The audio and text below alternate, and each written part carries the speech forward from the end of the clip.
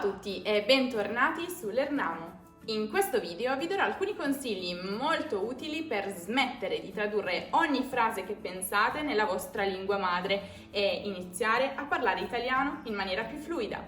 Lo so, purtroppo questo è un problema che accomuna tutti quelli che provano a studiare una lingua straniera, perché ci sembra che la traduzione sia il metodo più facile per approcciarci ad una nuova lingua, ma la verità è che non è così. Quindi, senza indugiare oltre, andiamo subito a scoprire quali sono questi magici trucchetti. Ma prima, sigla!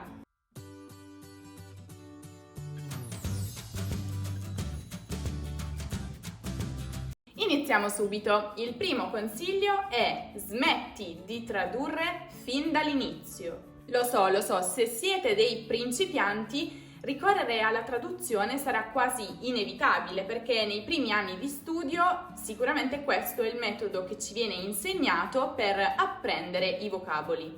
Però pensateci bene, non è così che impariamo a parlare nella nostra lingua madre. Provate a ricordare come avete imparato a parlare. Sicuramente vi sarete affidati ai vostri sensi e quindi osservando, guardando, toccando, assaggiando, odorando, imitando. E non avreste potuto fare altrimenti, perché al tempo non avevate un'altra lingua su cui basare la vostra traduzione, proprio perché non conoscevate la vostra lingua madre. Questo processo così naturale per i bambini in età avanzata ci risulta complesso. Quindi, cosa possiamo fare? Dobbiamo semplificare, perché proprio come i bambini imparano poche cose alla volta e costruiscono il loro vocabolario con il passare degli anni, dovremmo fare anche noi lo stesso. E vi posso garantire che è molto più semplice ed efficace imparare vocaboli con la diretta esperienza che si ha di essi, piuttosto che andandone a cercare il significato sul dizionario. Secondo trucchetto: sbarazzati del dizionario bilingue. Avete presente quegli enormi vocabolari nelle due lingue? Ebbene, sbarazzatevene, gettateli dalla finestra. No, vabbè, magari non proprio letteralmente, perché potreste fare male a qualcuno, però, insomma, mettetelo da parte, accantonatelo e affidatevi invece al vostro nuovo migliore amico, il dizionario monolingue. E proprio grazie a questo straordinario strumento, le parole della lingua che volete apprendere inizieranno ad acquistare una forma e un significato nella vostra mente. Sì, sicuramente all'inizio potrà risultare un po' difficile questo metodo, soprattutto per aggettivi e per verbi, ma dovete veramente cercare di sforzarvi per comprendere il significato del dizionario monolingue attraverso il contesto, così che possiate cominciare a pensare nella lingua che volete apprendere. E come terzo trucchetto abbiamo: parla con te stesso o te stessa nella lingua che stai imparando.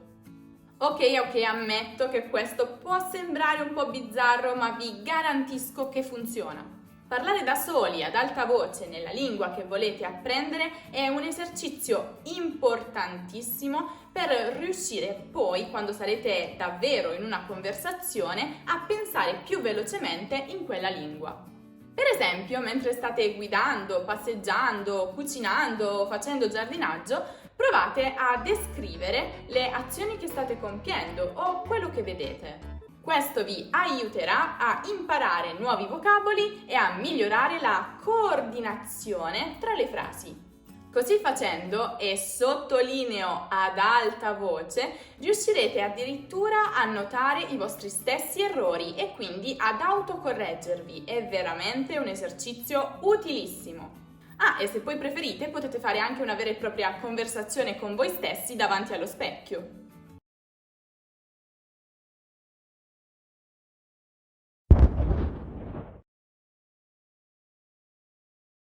Quarto trucchetto: pensa nell'altra lingua sempre.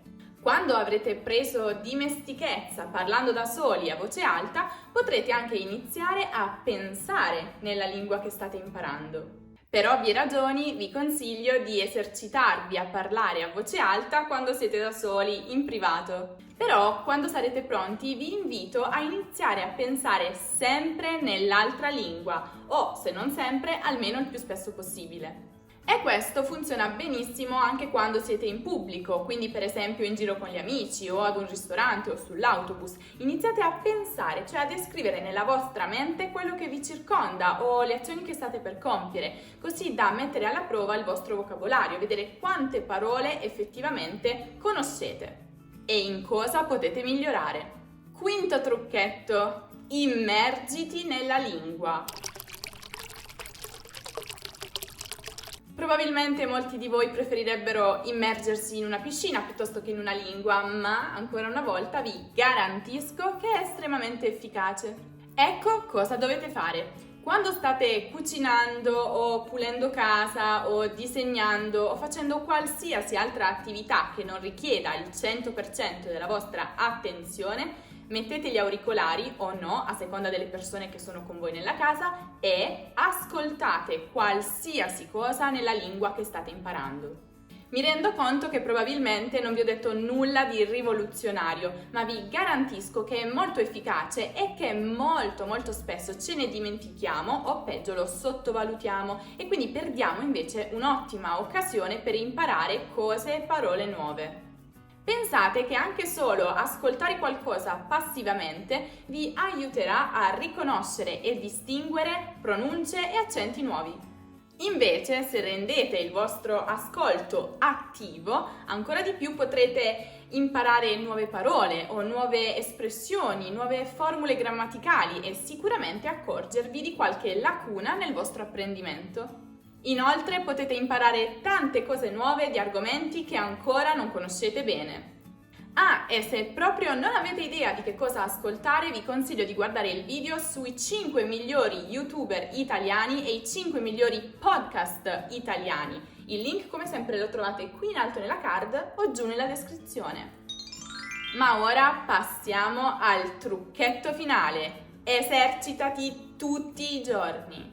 Eh già, è difficile da accettare, è difficile da mettere in pratica, ma non c'è altro modo. Ci si deve esercitare con costanza e impegno. In realtà non serve molto, infatti ai miei studenti consiglio di lavorare bene e quindi con la massima concentrazione anche solo per 20 minuti al giorno. Infatti, per sfruttare al meglio i consigli che vi ho dato in questo video, dovete cercare di farli vostri e inserirli nella vostra routine quotidiana. E ricordate che la scusa "non ho tempo" è una cavolata, perché c'è sempre un ritaglio di tempo nelle nostre 24 ore da poter dedicare allo studio o comunque all'esercizio. Ebbene, questi erano i miei consigli, ma ora passo la palla a voi. Voglio sapere quali sono i vostri trucchetti per imparare una lingua. Sono gli stessi? Ce ne sono degli altri? Scrivetemeli qui sotto nei commenti. E ovviamente, come sempre, non dimenticate di seguire Learnamo anche su Instagram, su Facebook e su Twitter. Vi basterà cercare Learnamo o cliccare direttamente sui link che vi ho lasciato in descrizione. Noi ci rivedremo prestissimo.